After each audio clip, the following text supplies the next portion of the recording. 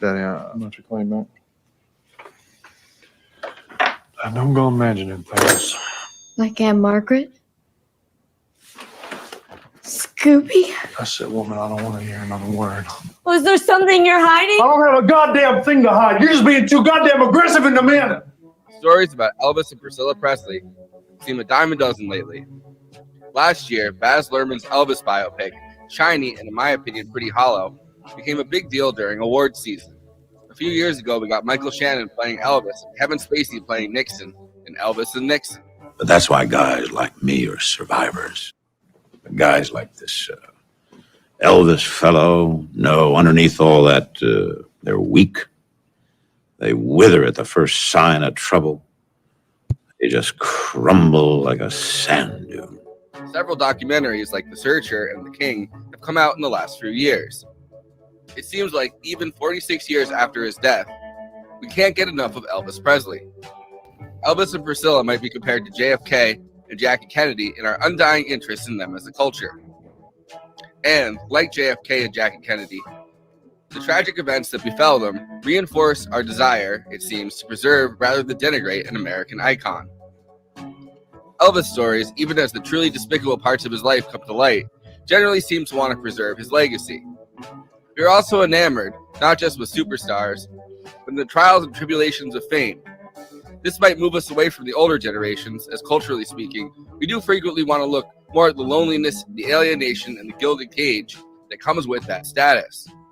The loneliness makes us feel a bit sorry for these figures, which makes them more relatable. Tragically, Priscilla and Elvis's daughter, Lisa Marie Presley, died earlier this year after getting her surgery. Priscilla Presley is still alive in her late 70s and has told her story. I met Elvis, a very different Elvis than let's say I know today, because obviously I didn't know anything about what I know now. I saw a very innocent, very, very vulnerable Elvis Presley. Someone who just lost his mother a year before I met him.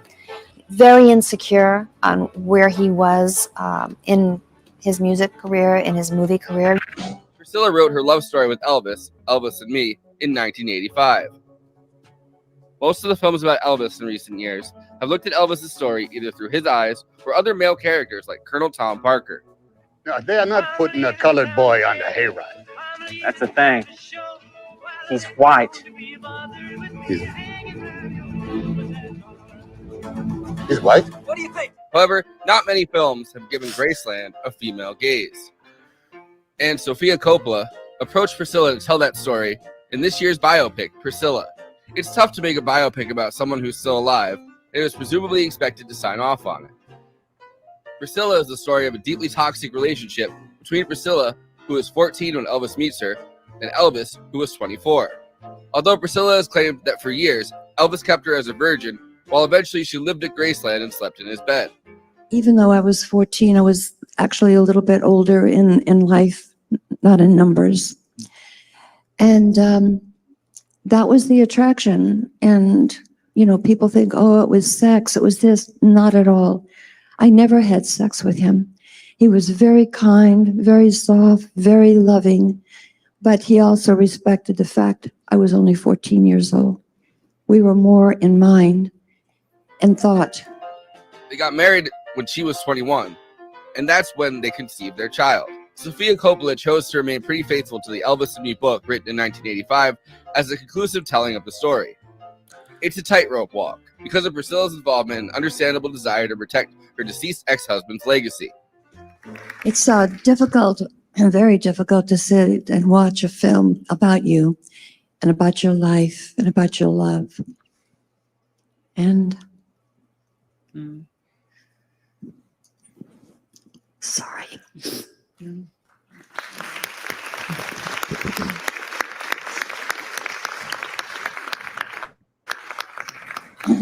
I think Sofia did an amazing job. Coppola goes easy on Elvis and focuses most of the story on Priscilla herself. Wonderfully played, I will say, by Cailee Spaeny.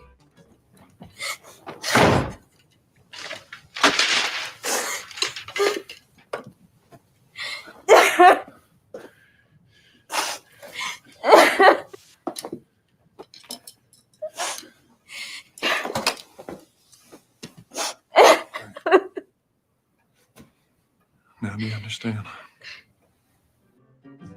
The entire performance is really good. So many emotions, from jealousy to a desire to please to loneliness and isolation at Graceland, play out on Cailee's face. However, in my opinion, Coppola is holding so much back in order to protect Priscilla and her desire not to shatter Elvis's legacy and death that it's a very uneven film.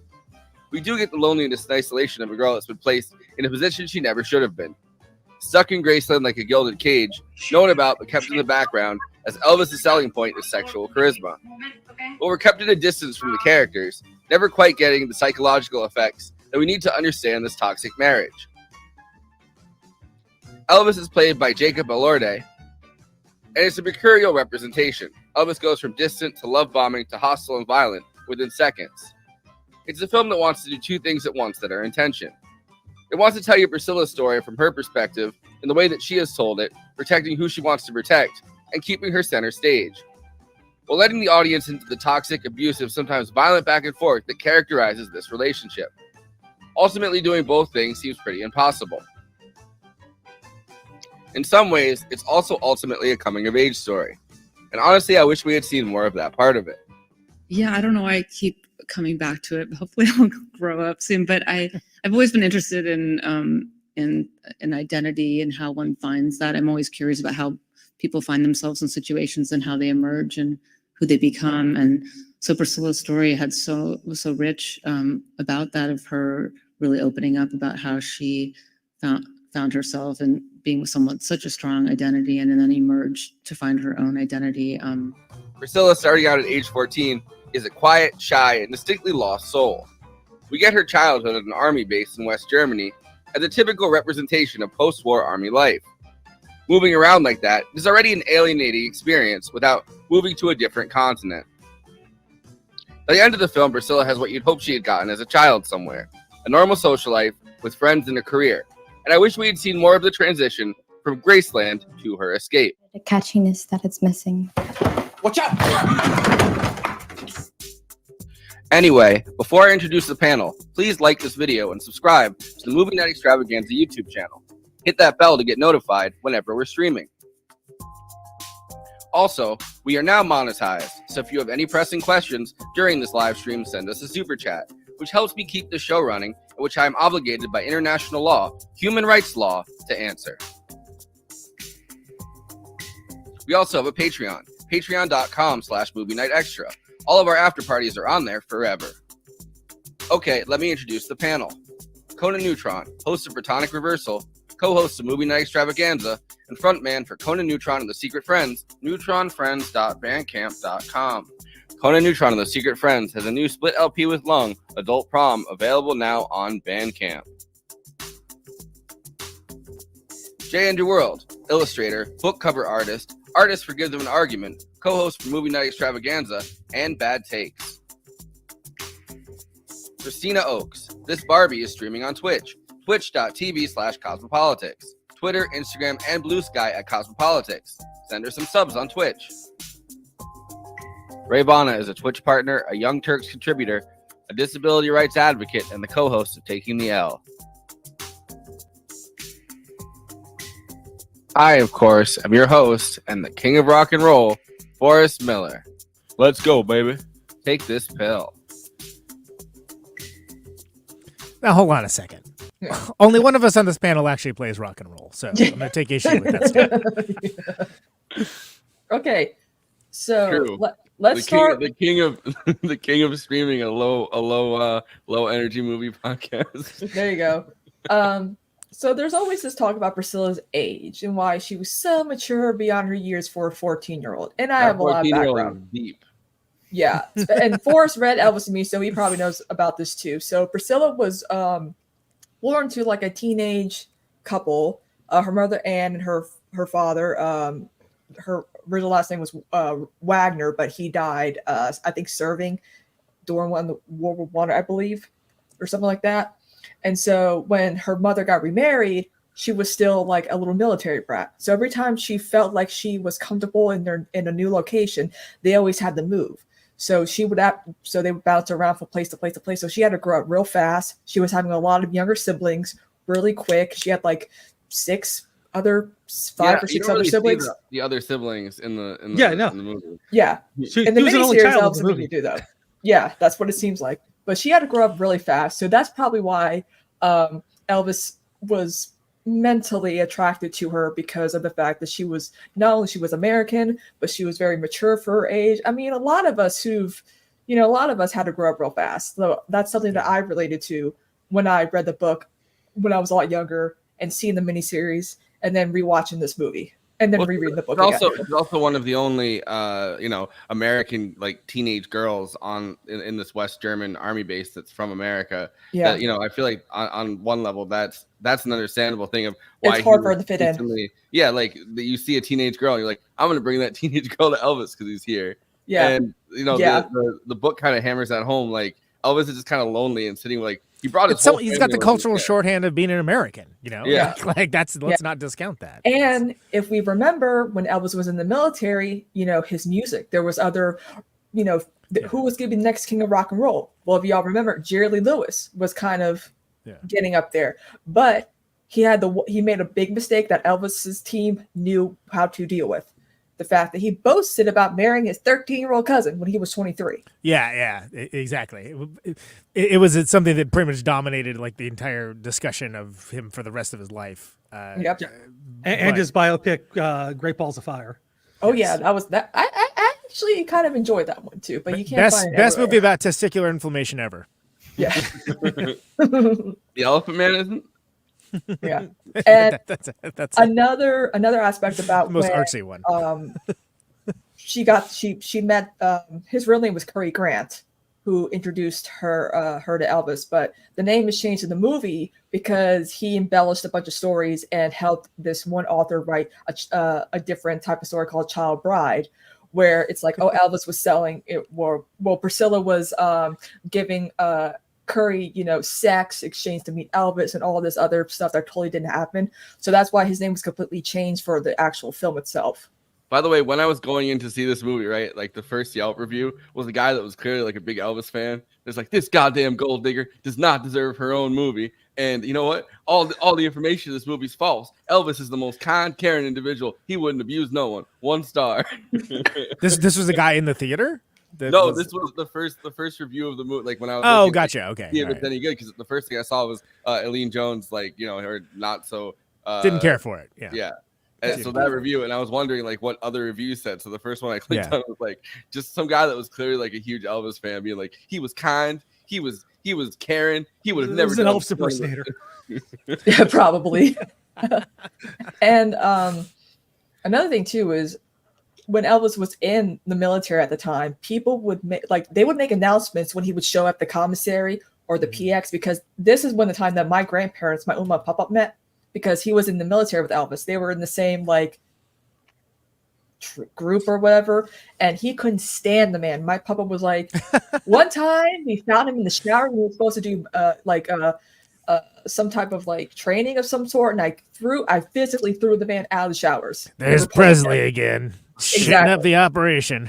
There we go. Well, That's one of the things in the Elvis and Me book, which I just finished an hour before we went on, in Elvis and Me, they're talking about how he really didn't like doing the rotation and the rounds, so he pretended to have tonsillitis. He got himself pretty much lifted out of the camp with everyone else and into the hospital, and then he pretended that he had a fever by putting a match underneath the thermometer. So everyone's like, "Oh, God, he's so sick." So he's always trying to do things, and he brought, whole family with him, and lived with them on another part of the military compound. So there's so many things that he was doing as a star to kind of get himself around having to do normal military work.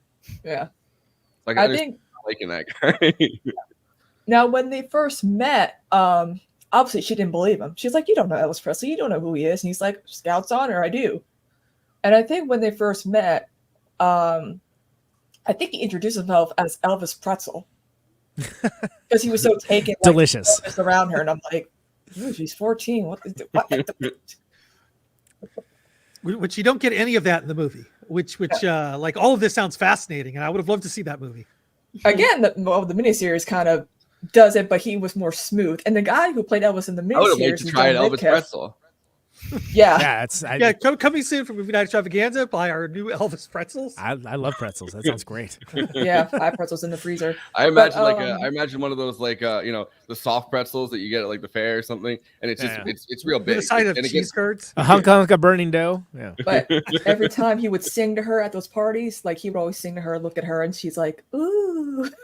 But I'm like, I would feel that way too if some like rock star was singing to me. Like, I mean, we gotta remember this is like a once in a lifetime opportunity that any teenage girl would have wanted to meet like a singer or even actor that they liked. There's really no modern parallel to the level of stardom that Elvis had at this moment in time. Yeah, it does not exist. It feels like what you'd like. What parents? What was this? Let me tell you what. Let me finish that. Like Taylor Swift comes close, but it's still not the same because you have to realize this isn't a saturated media landscape. Like everybody knew everything about him. They knew all the songs. They knew all the it was unparalleled within modern history. How big he was. So I'm just establishing that for context because it's real easy to forget about, especially when you got like that goof ass Baz Luhrmann movie. Again, throwing up dust about it. And again, this one was so much better because Sofia Coppola is good at interpreting because she couldn't use Elvis's music, right? And I'm like, you could have just gotten an Elvis impersonator who sounded just like him. Like they did that for the just get Danzig. Yeah. And so she's really good at mixing in different eras of music to fit the mood, which is one thing I love about her. Is YouTube censoring the cousin Marion jokes? What a time to be alive! All right. Now that's something I want your perspective on, Conan. Like, do you think that the music did a really good job of representing like the mood from time to time? Yeah. Okay. So first of all, hi Rayyvana. How are you? Hi. so glad you're on the show. It's good to see you. Well, and the day after your birthday, nonetheless. It is. Yeah. Oh, happy birthday! yes, Fantastic. Thank you. I think that this is not a movie that's focusing on the music, right? It's focusing on like their relationship and obviously a strong, heavy thumb on the scale as to what that means and implies. I mean, it's pretty relatively creepy from the get go as far as that goes. But then think about the actual thing. It's pretty creepy, kind of in the first place. But yeah, it's the soft pedaled version of creepy. Like it's like, how do you get a guy to go pick up underage girls for you? Like, what the hell? But I think that Sofia Coppola is really good at sourcing good mood music. Yeah, and this is no exception to that. In fact, what I love is that at the very end of it, it's Dolly Parton's the original writer of "I Will Always Love You," and like. That was what's great about that is that Elvis was going to record that song, and like everybody was happy about that. In the last minute, Tom Hanks, Colonel Tom Parker, jumped in and was like, "Cool, but you're going to give us the publishing rights." And Dolly's like, "The hell I will." And she didn't. It ended up being a big hit for her, but it ended up being even a way huge like bigger hit like later on for Whitney Houston, and that built Dollywood. I mean, that's sort of like she is so smart as a writer because of that. But that there's some deft use of music and like using that to kind of close out, which frankly I found to be a very unsatisfying ending. That was the thing I didn't like either. Because it's this is where Priscilla becomes interesting. Like she has like the whole career where she's like, teams up with Leslie Nielsen on like The Naked Gun. Yeah. And like, she's got this super interesting arc. It's like, I want to see that movie. Like, this should be the beginning of the movie almost. Yeah. And even those parts of it, the yada, yada, yada, like her getting an interesting personality. Like you see the one scene where she's learning like karate and dancing or whatever. And in the book, that's like multiple chapters where she's like, she's slowly developing her own personality while she's developing the confidence to actually leave and Elvis. Becoming an adult. Like she's learning how to be an adult in this crazy environment that like no one has any precedent for because there's she never got to be a teenager. She never got to, and that's one thing why her whole world was wrapped around Elvis. Like her whole identity was tied to him. What he liked, she liked, or what had to like. She had no choice in what she wore, her makeup, her hair, her outfits, like movies, music. They had everything was them like Well, she tighter never than a got to be knot. a kid really either, because I mean, being an army Growing brat, up, moving yeah. from, I mean, that's probably not a nice term for it, but like going from place to place and like really having to uproot yourself every couple of years because the army is telling you to go there, not because your family, has some problem and they decide to move, but because they're like within this army hierarchy, which her stepfather, whatever, like her father was like, higher up in it. He was like a captain or something like that. Like he wasn't like a low ranking soldier. So that kind of life is not conducive to having like a normal childhood, because you start to have friends wherever you are. And then 2 years later, they're like, all right, time for you to go to, she was moving around the country. And then they're like, time to go to West Germany as a teenager, which, is a totally different environment, especially right after the war. Well, okay, so this is really interesting, but I think we just danced away from the topic of the music far too quickly, because if they had the usage of Elvis Presley music in this would make it more of a conventional biopic about Elvis. Yeah. And So this is more about Priscilla's. It's more about Priscilla. Elvis through Priscilla's eyes, if that's a better way to describe it. Sure, and some of the usage of things like obviously asynchronously, the Ramones were not.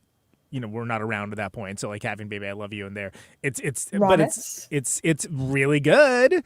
But there's also like Frankie Avalon, Righteous Brothers, like it's all it works so nicely, and that is where something that Sofia Coppola kind of shines at, I think, is having the usage of music as part of the overall aesthetic.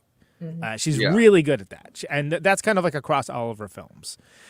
And I think that's I think it's bold to like not basically have any Elvis music in there at all. It also happened to be like I think Lisa Marie was like not down. She felt that the movie, like that was the last and final script that Sofia gave her to read. And she's like, this is very vindictive. This portrays my father as a monster. Despite the fact she read Elvis to me as a teenager and praised the book, even though the book has a lot more. Well, she maybe felt differently as an adult, Yeah, that's probably what it is, because she and felt also, like she has like a better grasp on who her father is through there's- her perspective. There's a difference between reading your mom writing about your father and their relationship, and then giving that that away to an artist that's creating a script based on your mother's words. Like you might feel a cognitive dissonance when looking at Sofia Coppola's work. But speaking about music, this is a clip I found from a recent.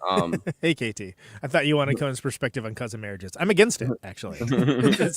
I'm very bold, very brave. So here's something where they're talking a little bit more about the music choices in this. Oh, cool, Like awesome. her people from her team, because she wasn't able to attend this New York Film Festival showing at the last minute. Wait for a microphone.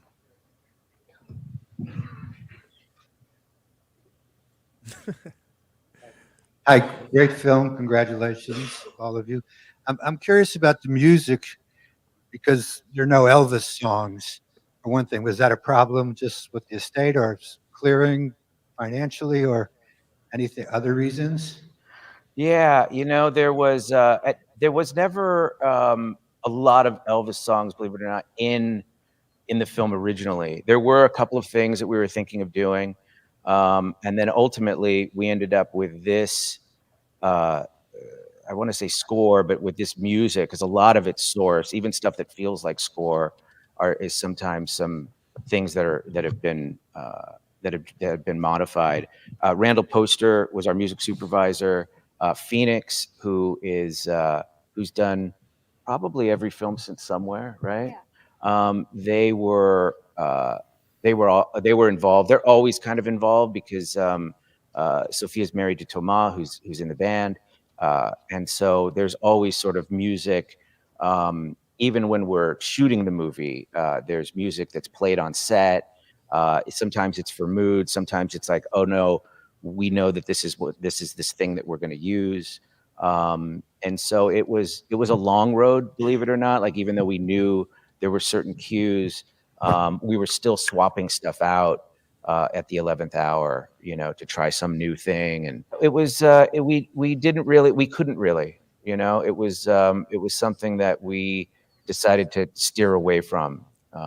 So that's why. And also we kind of, there was another Elvis movie that had come out, and so that was it was great, but it was so different than what it was that we were doing, and a lot of that stuff was really well handled before, and we were doing something very different. It's easy to get distracted, and because Elvis is so sparkly, and it was but for us, we were we were very diligent about it always being, Priscilla's story, because everybody knows Elvis, but not a lot of people knew Priscilla's story. Did that answer the thing? Okay, yeah. Yeah, right there in the middle. Yep.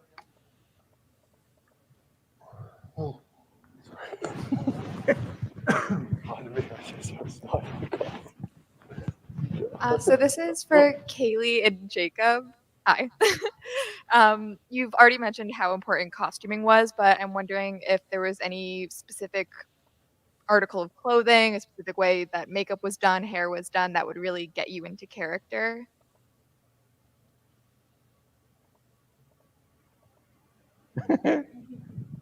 I think it was a combination of everything. For me, it was down to we had all the jewelry from the estate, and it would be when I'd sort of clasp the ID bracelet or put the horseshoe ring on. It was like the kind of final touches, but it was a combination of everything. It was then being able to walk into this pretty bleak looking factory that we were working out of. And then you walk in and there's the lions of Graceland. And so it was kind of the whole world was built for us. So it was almost impossible not to feel it. Look, we had it easy when you walk into a set like that, or you're wearing those kinds of costumes. I mean, a lot of the work gets done for you, so it's a real gift to us actors. Yeah, I mean, there were times when I had that beehive on where I'm like, I actually can't move any other way than this. I don't really have any other options in these heels. And so it definitely informed a lot of how I held myself. Yeah. Kristina, is it true? Is it hard to move in the? I was gonna say. I mean, this is not the tallest beehive, so I'm kind of. This is more of a buffet type of wig, so I'm kind of relieved. I mean, honestly, the beehive could have been higher, but I don't think these headphones would have lasted. But from all the stories I've heard of women from the 60s, like Roddy Sparkle the Ronettes, they had to wear that beehive that was like 10 feet tall. They needed so much hairspray, Aquanet. It's not an easy hairstyle to. That's why they put a hole in the ozone layer. Yeah, right, exactly. But Rayyvana, I want to hear your thoughts on this movie. Yeah, it was uncomfortable. It was an uncomfortable watch. It was supposed to be uncomfortable, so I wasn't like mad about that. As someone who was also groomed from a young age by someone much older in an inappropriate way, that made it difficult to watch. I struggled with, obviously there was an impossible task here. You want to be faithful to what Priscilla wrote. You want to be faithful to telling the story from her point of view, but also being honest and not painting everything, retroactively in a more positive light. Or, she's always going to have a difficult time divorcing herself from the reality of what happened to her, right? And you have to portray it in an honest way. And I think there are some points where I wanted it to go further, to be more honest. And you would have to divest a little bit from how Priscilla herself is retelling these events, but I think it would have done more, because I've already, after I watched the movie, I watched a bunch of reviews from people who do film reviews on YouTube, and it was, one of two things. It was either women doing the review talking about how they wanted something more raw, something more honest, something that was willing to go to attack Elvis in the way that he's needed to be attacked. It has never very honestly been portrayed, in a film representation of who he was, or men crying and bemoaning how this film was too mean. Like that guy that Forrest read. Yeah. He was actually a really cool guy, guys. Right. Exactly. So I don't know. That's how I felt when I finished it. It was, there were so many aspects of the film that I thought were beautifully done. I think the exploration of isolation and how even, fame can be extremely isolating and identity was good. I actually disagree with what you said, Conan, at the beginning. And I agree that the more interesting part of Priscilla's life begins once she drives away. However, if you want to make a film about her and Elvis, it kind of has to start and end where their relationship starts and ends. And, maybe that would be a different film, but this is her version of those events through her eyes, I suppose. So well, I was okay with it, but I agree that the more interesting aspect of her self-exploration and developing into, the woman that she is, A fully realized person. Yeah. Yeah, exactly. Not as an attaché. It really begins at that point. Yeah. So. Yeah.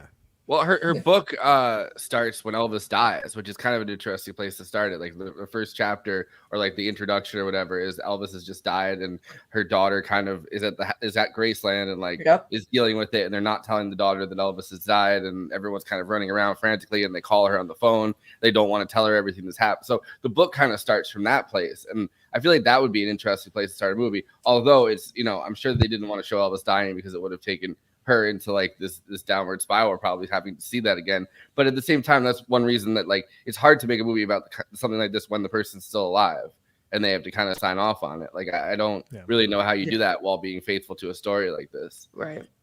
Yeah, I also wanted to see like this whole Scooby story. Like they hint that he hooked up with Scooby in this movie, and it's like that affair with Anne Margaret was always very intense from what I've heard. That like I've always been on co-stars. I think you meant Scooby Doo. I know, but I'm talking about Aunt Margaret. That was the nickname for her. The mystery machine pulled up and Elvis jumped in. Like, thank you very much. I want a Scooby snack. I think I haven't been seeing Scooby lately. Scooby snacks fall out of his fucking. His I think the nickname. What are these? I think the nickname Elvis gave Priscilla was Satinin, which is the nickname he gave to his they mom. call each other Satinin. Yeah. In the book, they use that nickname back and forth. He calls her little girl a lot of the time, which is like, dude, you know you were grooming her then. Or like, him loves her and him as well. Like that was a thing. Well, having nothing to do with any of that, I'm sorry. Is it like I think Rayyvana hit on an interesting point that I think one of the things that Sofia Coppola really shines at is these portraits of ennui and isolation. And like having you not being able to live a normal life. Like I'm thinking of like in the scene where like she's playing with the dog, right? And there's like the paparazzi or not paparazzi, whatever the equivalent of paparazzi was back then, hanging out, and like she gets like admonished for it, like just for like playing with the dog, right? Like, and Sofia Coppola is very good at that. Like if you look at something like Lost in Translation, or the Marie Antoinette one, or like she's really good at showing that style of thing, and it probably has a lot to do with how she came up as the daughter of one of the biggest directors in the freaking world. But that's like where she shines, and I think that's one of the things I like the best about the film, that like it really gets across like the claustrophobia of what's going on. What I don't love is that aside from her like taking the martial arts, you don't really get to see her like what's she doing all day. What is she doing? Just like pining? She's being a Mona Lisa Marie. She's trying to find ways to keep busy. I mean, again, guys, like when Elvis was filming, she was like, I tried modeling, but it was either him or his career. She couldn't do any real extracurricular activities. I get that, but it's not in the film. Yeah. And I don't want this to be 3 hours long. I'm always one yelling about long films, right? But like I felt like that was the thing that I missed the most. It was like, well, obviously we know what she's not doing, which is hanging out with Elvis. But what is she doing all day? And that's one of the reasons why I actually like that the martial arts dude and her doing the martial arts was in there, because it's like, okay, there's at least some of it. Yeah. They told more than they showed. Which is the problem. Well, and I mean, like after having read the book, like she starts taking the martial arts in order to try to connect with Elvis again, while he's on the road, and then ends up through that developing her own life and her own confidence because she's good at it, and her own personality, and also having a couple affairs with martial arts instructors on the side. Good for her, which is fine. Awesome. Good for her. But as she kind of breaks away from that, as she leaves Graceland, and as she's able to leave that gilded cage, the thing that she thought was going to bring her closer to Elvis and save her marriage actually ends up developing a spark, which turns into her becoming her own being more and more. You know what I mean? So like that's something interesting that just kind of gets yada yada yada. That's what I'm saying. It must be great in the book. Yeah. I would love to have seen it in this film. I mean, I feel like we got more time with like Elvis's like douchebag buddies. The big problem I had with this was like the first thing I get see after I get out of the theater. KT actually sent me a message, asked me how the movie was, and I told her this is like Zack Snyder for women. Zack Snyder does a lot of things where he focuses on a moment, and he thinks the moment's really cool, and that's all his movies are, just really cool moments strung together with a haphazard plot. And this movie, you know, at least the moments were trying to go somewhere. But that's all. There were never really any scenes. Like they were just moments, and then, you know, you had like mumblecore Elvis up there. Well, hey now, Hey, I mean, he was better than Austin Butler. Let's be real here. I think that one of the strongest things in the movie is I think he was a kick-ass Elvis. He was I thought he great. did a really good job. Especially knowing now that he's British. Especially I knowing was now that he's for real. No, like we blasted right past that clip was a while ago, but like I was like, this dude's English? What the hell? I'm surprised he ate burnt bacon and not the fried peanut butter banana sandwiches to gain some weight to be Elvis. Well, I mean, like another thing. Anyway, you were making a point. If you want to finish that up, Yeah, and the big thing about this movie is that there's just a lot of like unfinished moments. It's just like they kind of start going someplace, and then they just kind of end, and then you're just going on to something else. And they connecting Unfortunately, that that was moment their to- relationship. But they don't. connecting like that thought to Rayyvana's thought too. Like, you know what I mean? Like that is the same kind of. I think it's the same sentiment that these moments are being explored because Sofia Coppola is doing this, you know, with the approval of Priscilla. Though it feels like those moments are explored and they don't go anyplace. Like maybe because she hits a wall with, you know, the way that Priscilla would want Elvis to be portrayed. Give us the Coppola cut. I was gonna make the same joke, but I didn't want to interrupt. They cut what it was 11 pages off of the original final script. I would be fascinated to know what was in those 11 extra pages. Yeah, it was And, all of what Priscilla was up to. I mean, Or honestly, it was all Scooby-Doo related material. Right. Yes. Yeah. You know, maybe we could cut the threesome with Scooby and Shaggy. I don't know if the final It just thing seems means kind of it. patched in. Like it doesn't seem like it really fits the story. And Velma's just watching. I don't. this is crazy not going right. crossover. And another thing that we gotta remember is that Elvis depended on Priscilla for a lot of emotional support, but the problem was that he was also becoming more dependent on drugs. So his temper got getting worse, and he was getting angry because the Beatles were taking over. You know, the British invasion was happening. His soundtracks on his movies were just getting sillier and sillier, and no substance. Because who likes those movies anyway? Right. Yeah. They were meant to be like they made Elvis be played by a British actor. they were trying to make him to like a matinee idol, and like the music itself was like almost it was purposely cheese whiz because the idea is you want to offend as little Colonel would people as mess with the possible. soundtracks. Sure. And there's a great outtake if you ever get a chance. Dr. Demento every year on Elvis's birthday does a Elvis special, and I highly recommend listening to some of those because he'll actually play some of the outtakes. And one of my favorites is like Elvis is singing about chickens. Like he's just like, I'm thinking around about these chickens, and he just like he cracks up laughing because the song is so stupid, and he's just like, what the fuck is this stuff I'm singing right here? Well, there's a very cult like element to everything Elvis, at least in the book, is doing, right? From the grooming, from the taking a girl from her family, and then she would admit that. She loses you know, touch with her family, and she's even like afraid to go back to them because she's afraid that they're gonna take her back if she leaves Graceland. Like Graceland kind of becomes her almost like cult institution. Elvis is searching for meaning and is going to all these gurus, and you see that in the movie. Like you see him reading it, and then they're like, take those books away from Elvis. They stop being intimate with each other because he has this thing where he doesn't like sleeping with women who've had kids, and I'm like, I'm sorry, dude, it's kind of part of the marriage aspect. It feels very cult leadery. Like everybody at Graceland is just kind of following along with him. They know that they're just supposed to say yes and do whatever he wants, and then he becomes, you know, increasingly violent or like you know, throws people out when they disobey him or when they give him advice that he doesn't want, and he's searching for meaning, and she's also searching for meaning. And the irony is that when she actually starts searching for her own meaning to save her marriage, the meaning develops her into her own person through this self-actualization, which is something that was happening. I mean, a lot of like bored housewives in the 1960s, 1970s, we're finding these self-actualization programs because they were so stuck in these kind of gilded cages and these kind of boredom and the humdrum life of being, just a mother, and they wanted to start having careers and getting out of the house. And there's no community either. You're not getting out making friends, doing things because you're at home with the kids doing laundry. Well, that's how Phyllis Schlafly was able to get a power base. Is like literally exploiting that. But that's a different movie entirely.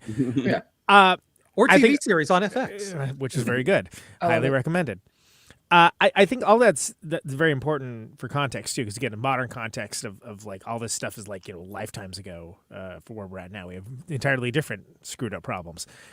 One thing that I really just want to note, because I don't know if it's giving me the chance to do it, is that this guy that played Elvis, Elordi, is that how you say his name? Jacob Elordi? Yeah. I love that is one tall drink of water. Like that. And then Cailee Spaeny is like tiny. Yeah. So I almost hope, and I don't want to know if this is true or not, that Sofia Coppola cast them like, and that being like at least one of the factors where like the show the power wrongness dynamic. of the height is like, holy crap, dude. Yeah, I think reading it, they did that on purpose to really show off the power dynamic. Yeah, because And the well, age that's just difference. it, and that's what I was just gonna say is that like because it really shows the power dynamic that he's this giant, this literal giant, and like she's like, and the this way they tiny- shot everything too, like they shot her down, like to make her look smaller. Like, It feels very Elvis like in this moment. Apparently a lot of people are really mad at Jacob Elordi because he had this big young female fan base for being in the Kissing Booth movies, which I've never heard of. And then Euphoria. But he was saying like I don't know either of those recently. things. Yeah, but so recently he was words I like, don't know. he was like, I never wanted to make those movies. I wanted to be a serious actor, and now like they're all like, mad he's at him getting for it? all this outrage from his like young. 'Cause he had this like really passionate young female fan base that's like, Sure. so you're turning your back on us who have been there for you forever, and that feels very Elvis too, right? Like, Of course, where- yeah. where, like, That's exactly it. Yeah. yeah, because throughout his entire thing, he's like, I don't want to be in these like these comedy musicals anymore. I want to expand myself. I want to be a serious actor. I want to be the next Marlon Brando. And the Meanwhile, all, next like the James young ladies wanted to see Yeah. him and some other hot chick like on the beach, like hanging out. You know. Yeah, Why and that's the wouldn't you? same thing with this, with Jacob Alert. So that, I don't know. I thought that was kind of a funny. Well, and I think that probably is factored into it as well. Like, Sofia Coppola is not a very smart lady, but I love that the idea of, because this is almost like a weird, like jacked up fairy tale in a lot of ways, right? Yeah. So just to have those like literal height extremes, and they really do like lay into it. Like I think it works exceptionally well, and also peace and love. Like I people couldn't shut up about Austin Butler's performance as Elvis. I'm sorry, this guy's way better. Yes. I mean, it's not a contest, but come on. He didn't have them. So, okay, everyone's like, well, he Just didn't because he have got Elvis's stuck blue into the eyes. dialect, anyone can get stuck in the dialect. Yeah, I do that all the time whenever I'm watching British stuff, and my kids get so mad. You must get stuck in the dialectic of the Elvish character. But I wanted to bring that up because I think that again, a feather in Sofia Coppola's cap, that was like a really inspired move. And I would have at some point like to talk about Cailee as well. But Kristina, go ahead. What you're going to go with? So when it came to Elvis's controlling nature, when threatening Priscilla that if she dared question him with like rumors of affairs or where he's been and all that, Where did these Scooby snacks come from? He would threaten, be like, I'm sending you home to your parents. No question. He would throw her stuff everywhere. And then 2 seconds later, he's like, where do you think you're going? Him loves her. And I'm like, that's when I was like, yeah. What? I'm like, that's red flags right there. I mean, that's the controlling, manipulative, like Where were you during this romance? You could have been there. To tell Not them all more. about Yeah. this. I know. I would have been Priscilla's guru, be like, girl, that's a red flag. Like that, if that's a red flag, I've ever seen one. Christina uses time travel exclusively to counsel women from earlier eras. Yes. Girl, Yeah. you better break up with him right now. Seriously. Actually, that'd be a pretty good movie. Yeah. Like What If, but like famous Yeah. couples. Yeah, Like, I it'd would be tell like Elizabeth- Hot Tub Time Machine, but instead of like doing stuff for yourself, you're I would helping. tell Elizabeth Taylor, don't have an affair with Eddie Fisher. That's your best friend's man. Like, See, we're giving it away right here. This is- Yeah. Uncle Alligator, you wanna finish this? Listen, kid, this is gonna be a blockbuster picture. It's got everything: time travel, broads. I love it. Consider it greenlit. Those are the two things. Time travel and broads. Okay, But since we touched on this earlier, right? Like the whole thing about Priscilla as like a person that's still alive, that wants her story told a certain way. with motor Like, oil injected into her cheeks. this is this is her, this is a interview she did recently with Gosh, Sofia she's so Coppola, pretty. where she's talking about why she allowed Sofia Coppola to tell the story, right? So her reins on this are pretty tethered, I'd say. Yeah. One thing when I think what made her really do stand out in the press was that when Elvis was going back to the US, she was there. There's video of her waving at him, video of her getting out of the car with him. And so she became a bit of like she was in the papers and like, oh, Elvis is new girl. And they would ask her, she's like, no, I don't, we were just, it was a once in a lifetime, meet.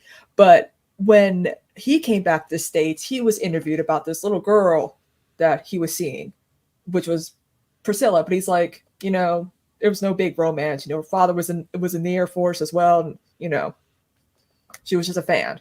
Well, apparently they were calling her up in West Germany and being like, hey, we'll pay for your tickets to go to America and be groomed by Elvis more. Because then the press has some kind They didn't phrase it like that, I'm sure. But hey, little girl, like, man, I'm sold. Did you know he was Nancy Sinatra? Like, but it is rather interesting that they actually thought that it would be nice or a good idea to actually have her be there with him when he was heading back to the U.S. Now, I'm like, you guys should have known that she was going to be a bit of a tabloid story in West Germany. And somewhat in America, considering what just happened with Jerry Lee Lewis and his cousin. But again, Elvis's team was a lot more smarter in hiding Priscilla. Because when they got married, people were like, oh, we don't know who you are, but congratulations. How does it feel to be Mrs. Presley? Like, oh, well, I mean, Elvis's entire thing is his sexuality, right? Like, for him to have like a live-in girlfriend or fiance or whatever would kind of ruin that for a lot of people. Mm-hmm. And I mean, it doesn't really get touched on in the book or the movie, but like people were willing to fucking like send death threats and like be upset that like they're like, I could have been with Elvis. It's like, but you don't know Elvis. Like that's not somebody you've ever met before. Like, what do you mean? Like, but like people actually like broke into Graceland and like tried to like assault her after they got married, and like some girl was like trying to fight her on the lawn for Elvis, and it's like there's like not anybody that Elvis knew or not anybody that like either of them had ever met before. It was just some like random fucking girl who was really like into Elvis as a fan. Like it's a level of kind of psychosis that that like collective psychosis kind of as a nation. With this level of fame a lot throughout the 20th century, not just with Elvis, but like Elvis kind of took that to a new height. Not gonna lie, Elvis Fight Club is something I would watch. I'm just sitting there wondering what the era appropriate version of World Star would be. But But one thing I want to ask you guys is, it's hinted about, the more Elvis and Priscilla, get close, the more strained the relationship with their parents has become, especially with her stepfather, considering that she knew that he wasn't her real dad. And that made that final fight really was like, you know what? She's in love. He seems like a good man. He ain't going to do anything to her. Let her live in Graceland under these conditions. Like at first she was supposed to live with Elvis's dad.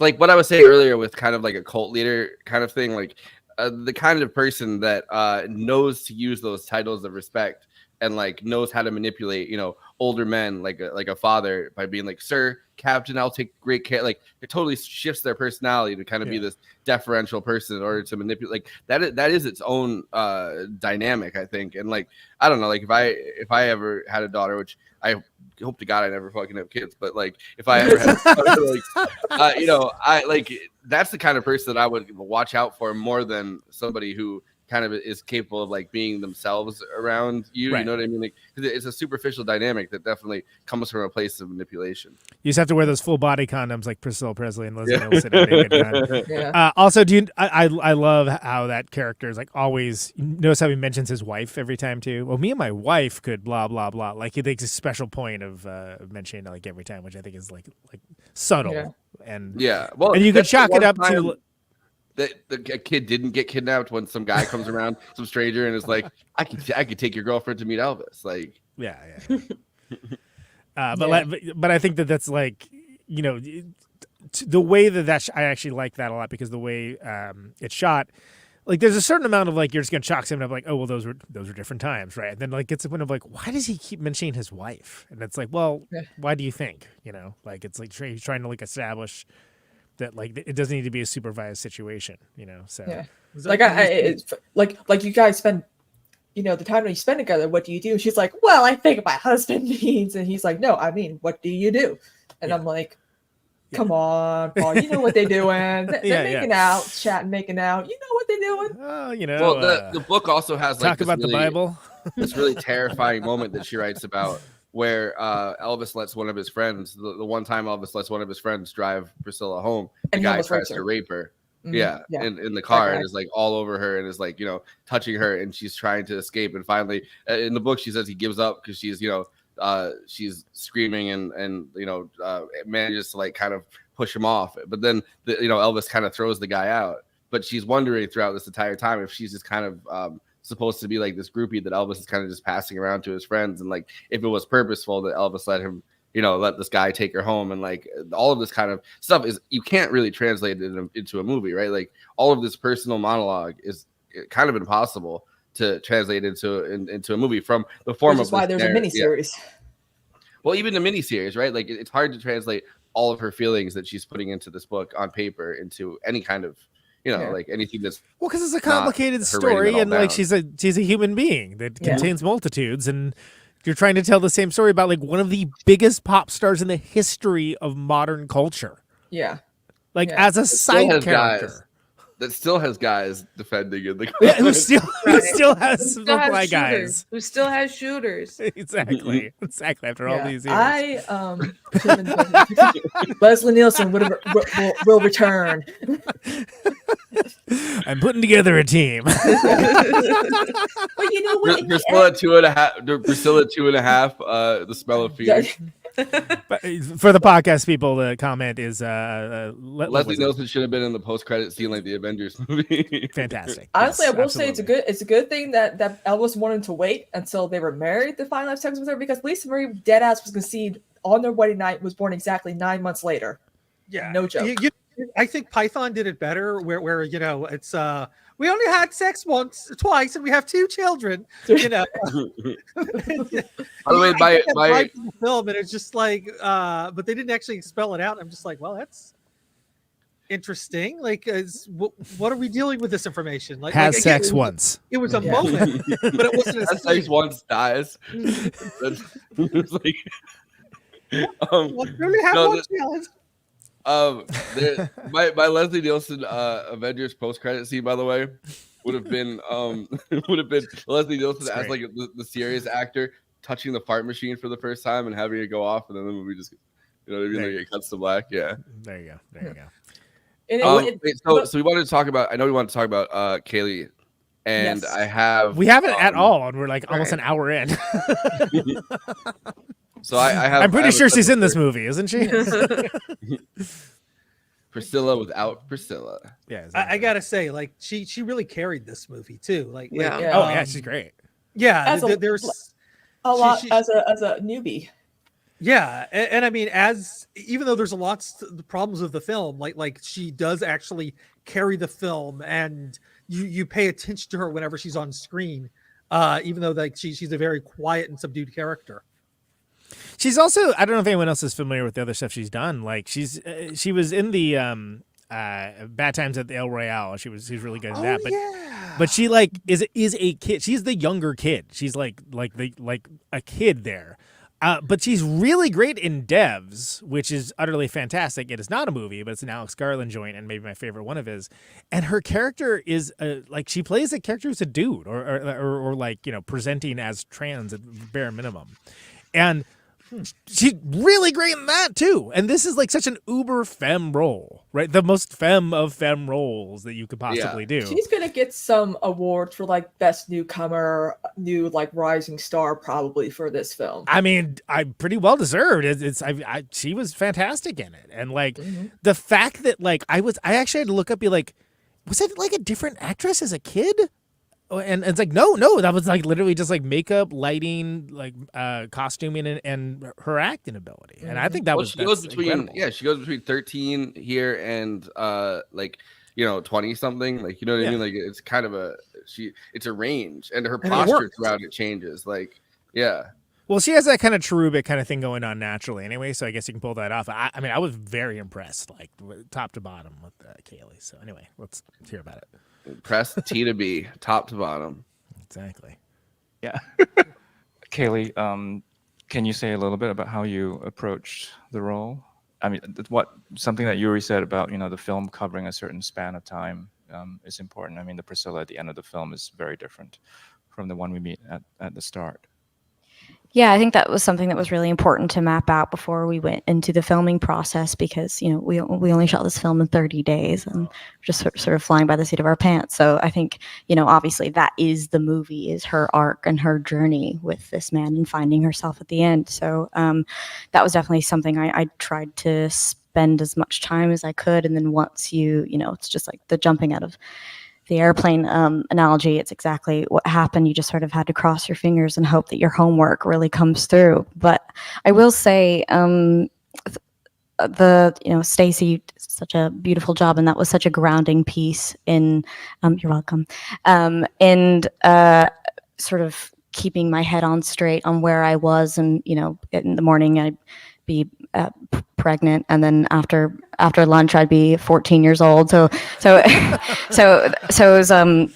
those costumes and hair and makeup were, huge and sort of grounding me in those, and that arc and that journey, and sort of informed how I would move and my mannerisms and sort of where she was at in her journey.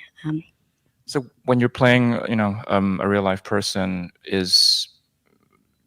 I'm curious if you met with Priscilla, and I'm curious if physical resemblance and mannerism matter or not so much. I did. Priscilla was very gracious with her time, and we met in Los Angeles. And I think the first time we met, we ended up talking for about 4 hours. So for her to take that time and really go through the story and relive everything again with me, and I really tried to make sure it didn't feel like I was sort of trying to sort of interrogate or try to, felt like a reporter or something. I just tried to sort of sit back and see how much she felt comfortable telling me. But just being in front of her and in her presence was so informative in how I tried to do my own version of her story. She's a woman from a different time, different generation. She's American royalty, really. So the way she holds herself now, in prep, the mannerisms and how she speaks and how she goes about life is very important. And then you just, like I said, you just hope that all comes through once you start playing the role and getting into the scene work. And Jacob, how about approaching Elvis? I mean, she's apparently going to be in the newest Alien movie that's coming out, and Alex Garland has a new movie called Civil War that she's going to be in. That's going to be coming out next year too. I mean, she did a phenomenal job at bringing out the essence of Priscilla Presley, because Priscilla seems this very prim, proper, very feminine, soft-spoken, well-mannered type of woman. Like, it's rarely do you hear Priscilla Presley yell, is what I'm saying. Like, she's not like, she was always this nice, soft-spoken woman. But she also, as we all know of her as an actress, she has great comedic timing and is very, not a serious individual at times, which is great. She has a great beaver. Oh, yeah. Oh man, that scene where her and Leslie Nielsen are like running hand in hand, they clothesline the other couple. I love the ones where she's like, I'm boiling a roast. Something on my mind. Yeah. And they have the hot dog fight, that same part where the guy they're squeezing the hot dog, fucking mustard all over the guy that's serving the hot dog. Yep. Cailee's great in this though. I mean, like I honestly probably couldn't have picked her out of a lineup just because everything I see her in, she's kind of like chameleon like. Like I remember specifically, like she was one of the things I actually like Bad Times at the El Royale, and I thought that she was great. I was like, oh, that kid actor's great, and apparently she wasn't a kid. She looks like a kid. I wonder how many wigs she had to go through. I know, right? Yeah. What was the wig budget on this? Rayyvana, would you rock a beehive? Or would you be more Priscilla's, like slightly teased, long, straight hair? I did used to tease my hair, not in like a classic type of way, but in the I had an emo phase kind of way. Oh, yeah. So you know. Yeah. Did you get a bump it? Did I get a what? A pump it. A bump Oh it. yeah, I had but one of those. my had one of youngest was my oldest actually. I'm sorry, my oldest was like obsessed with them when they were like 4, and anytime somebody had like nice hair, they would go up to them like, "Are you wearing a lady bump it?" That's awesome. That sounds like a creature from Middle Earth to me, but okay. I really liked her ability to, like, even when she wasn't the focus of a scene, then, you know, there's Elvis's, you were talking about his you know, ruckus of friend group is sort of, you know, dominating the space. You're still drawn to her. You're still watching her and not them. You know, they're, you know, the active participants in what's going on, but you just want to look at her instead. And the ability to do that and to like communicate an emotional experience without saying much of anything at all, I think, you know, just really shows her chops as an actress. And it's all in the face. Yeah, because Quietly so draw much attention. Not said in this movie. Well, and like, yeah, like even when they're like running around like shooting things and stuff, which by the way, have we not talked about like the color coordinated guns in this film, because I was like, holy crap, that's He amazing. told her to carry a gun even to school. And I'm like, People say Americans don't have culture. like, I mean, can you imagine though, like trying to finish school? You were a schoolgirl by day, a femme fatale at night. You had to party until 4 o'clock in the morning. You had to get up at 5 a.m. to get ready for school. She did the impossible. You were taking. Well, that you was were one of my taking favorite. Yeah. Well, that's why one of my favorite scenes was she's like, "Hey, want to meet Elvis? You can show me that test. I'll like, I can make it happen." Like, because that actually is like something. Okay, this shows like again, she's in this impossible situation that like, what modern parallel is there? Well, there isn't one except for like, you know, it was something like the Middle Ages or something. But like those are the kind of things I really liked in this film, where it's like again, all these nudniks that Elvis is hanging out with, like, you know, they're hanging outside with these nuns and all their guns are out too, and they're just like, you know, cutting up, and it's like, what is happening? This is not even remotely in the same neighborhood as normal, you know, like it's crazy. Never seen a movie Nuns with guns.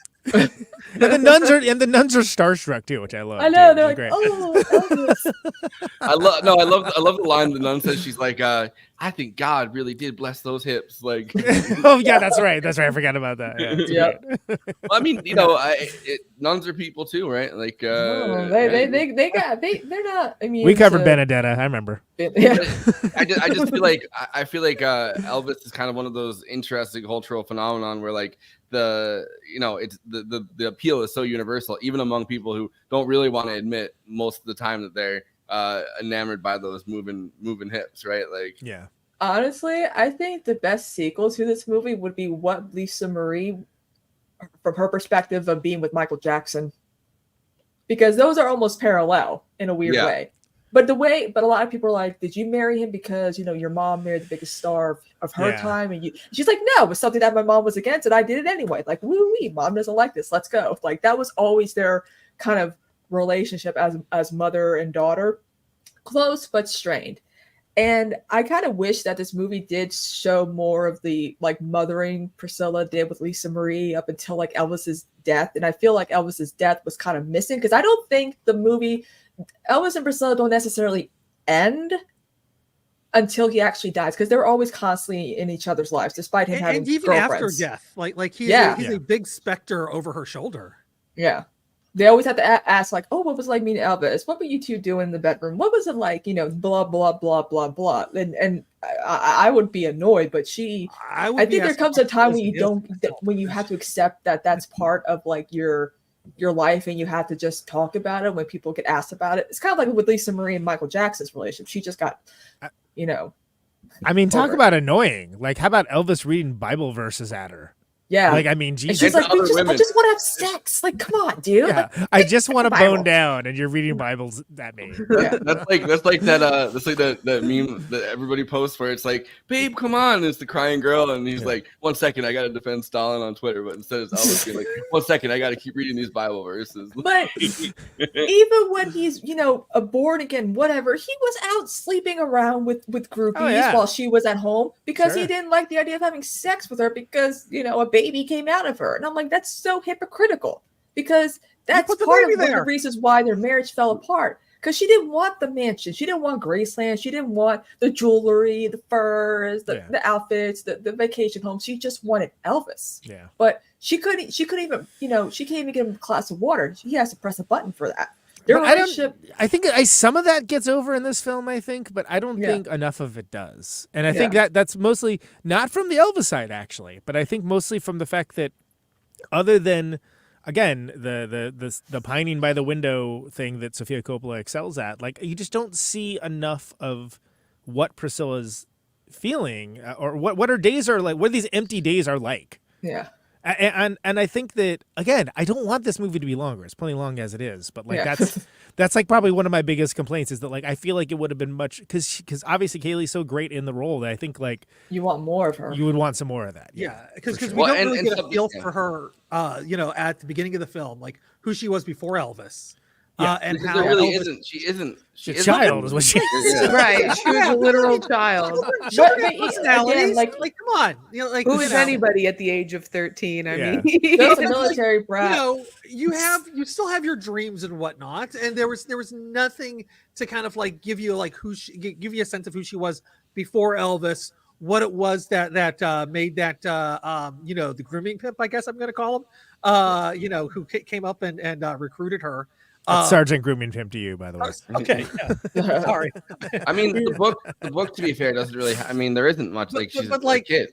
Like, yeah, but the thing is, though, it's like it's this is a different medium, though, and so like we're stuck with this, like, because there's a lot not said in the movie, and it seems like, if you're watching this, if you haven't seen the movie and you're listening to this conversation, everybody's saying like, oh well, this is from the book, and it's like, well, yeah, that makes sense once you see the movie, but like you don't get this without that. You have to read the book more to understand fleshed out. And that's Well, not. I'm just saying, how I don't think a movie I don't think, should be on its, to stand on its own. You shouldn't have to read a book to understand a freaking movie. Yeah, but what I'm saying is that I don't think that she, in her mind, recorded much of who she was before. Like, I don't think there was really a who she was That's before. fine. She's, I mean, she's but a like, military brat that's this moving is from also base to not her- base. She's not directing. Yeah, but I think in the end, she probably was like, I was just a lost little kid, nothing else. Yeah. She's, I mean, aren't we she's a all? little, she's But a little kid. She's a little kid who's been taken out of America and brought to West Germany and has no friends there. Is completely isolated. it's like from she was everything. isolated most of her life. Yeah. And I mean, I at that age, I wanted to be a hip hop dancer for a rap group. Cool. Like the Andy dance is your chance to do the. Living Color was a big deal when we were when we were at the very formative age. Yeah, I want to work with MC Hammer, and that's what's up. I don't know how to Love get the show, out of MC that, Hammer. but we are going to get out of it. I think that I understand your complaint, Andy, but I think ultimately it just comes down to the fact that, like, Sofia Coppola tends to rest on the feelings instead of the actions in a lot of cases, and sometimes I think that works better than others. And I would have liked to have seen more of what she was up to fill those days. I think it's funny that that Elvis offered her to be an actress, but she was terrified. And now that she's like, when she got older, she became an actress. Yeah, a really good one too. Yeah. Oh yeah, her comedic time is phenomenal. Yeah, she's awesome. I think, again, I just can't believe she almost married Robert Kardashian Sr. I'm like, oh my god. I mean, that would have been weird. An interesting book too. Well, that Robert story Lee. came out recently that she was seeking legal advice while she was dating Robert Kardashian, and he would kind of listen to Elvis's phone calls, like and they made it sound pretty pervy. Like he would sit there and have another phone on, listening to her and Elvis's phone calls while she was talking to Elvis, in this kind of vicarious way, I guess. And We wouldn't have had Kris Jenner. Come on now, just kidding. I do want to see what it would be like an alternate universe with like the Presley Kardashians. They're Right. instead of, you know what I mean? Like they're like, Yeah, maybe less annoying. I don't know about that. Yeah, I'm actually kind of relieved though that, like, when it came to casting, like absolutely no one was like, let's get Riley Keough to play Priscilla, because that would have been no. Oh no, yeah. She looks more like her grandfather. She looks more like a Presley than a Beaulieu. They needed someone who had that innocence. girl, you look like Elvis. They needed Derogatory. someone. Yeah, they needed someone who can carry a film from the time she's 13 to when she's like almost 30. And Cailee does that phenomenally. You Yeah. see you see like her, the youth, and then she matures a little bit with the hair and the makeup, and then when her hair is, posture even changes, like her posture changes Yeah. throughout the entire thing, which is something that also, I mean, Priscilla Presley even comments on in her own story, like it's a posture change, but like she really embodies that. She embodies that without them being like, look, she's getting older now, so now she's like, you know what I mean? She's standing up straighter and taller, or she's like more crouched, like they don't.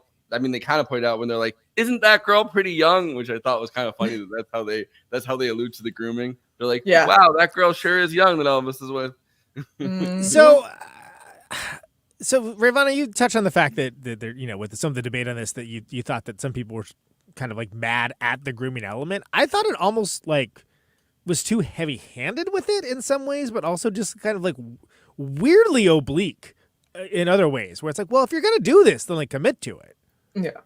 Right. That was sort of like what my complaint was. It goes, you set the groundwork up to make, a stronger commentary on what's happening, and then you don't go there. Right. You pull the punch, and I want that punch, right? I think that we need it. And maybe again, like there was Lisa Marie Presley's, and of course her untimely death sort of maybe had some influence over put some speed bumps in the situation. Right. Yeah. But they had her criticism. Much like the speed bumps that Elvis was taking throughout the whole movie.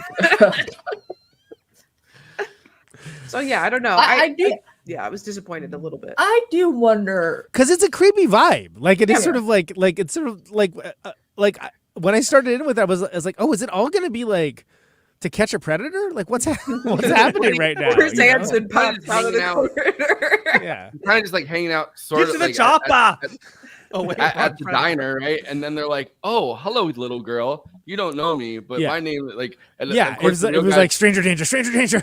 Yeah, it would have been way funnier if they kept the name Cary Grant. Like, I'm Cary Grant, and I'd like to take you to meet Elvis. Oh, But yeah, it's like a creepy thing where they're like, and the guy approaches her father after that, and is like, "Hello, sir. I'm approaching you to say I'd like to take your daughter to meet Elvis," which is like also like after that entire scene is played out, like he's trying hard, right? Like he's kind of pushing into the situation, and there's a lot of pushing and pulling and pushing and pulling with her relationship with her parents and her ongoing attraction to Elvis that like they definitely touch on, but don't then they touch with kid gloves. The same thing with Elvis being abusive and on drugs. Like it seems like they allude to the drugs and then they pull away. And they allude to his abuse when he like throws the chair at her head and everything, and then they pull away. Like they're pulling punches at the last minute in order to, I think, save her feelings or save the family's reputation in ways that I'm like, it's hard to watch this and be like, you're committing halfway. You can't cancel Elvis. There's always gonna be Elvis fans. We all know she was groomed. She deep down she probably feels it, but she doesn't want to admit it.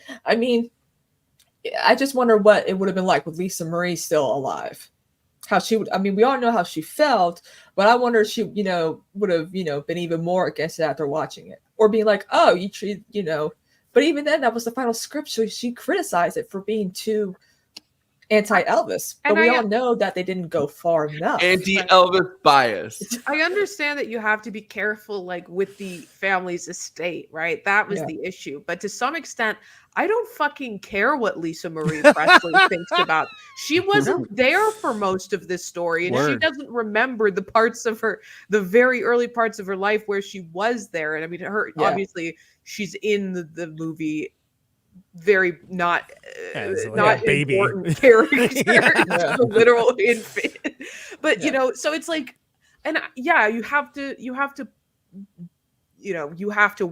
skirt around what the estate is telling you. I understand that that's an obstacle you have to overcome, but I just don't fucking care what she thought about it. It's not her story. What, you think you just come around at the last minute for the last 9 years of the story and have a say? Huh? Yeah, Lisa Marie.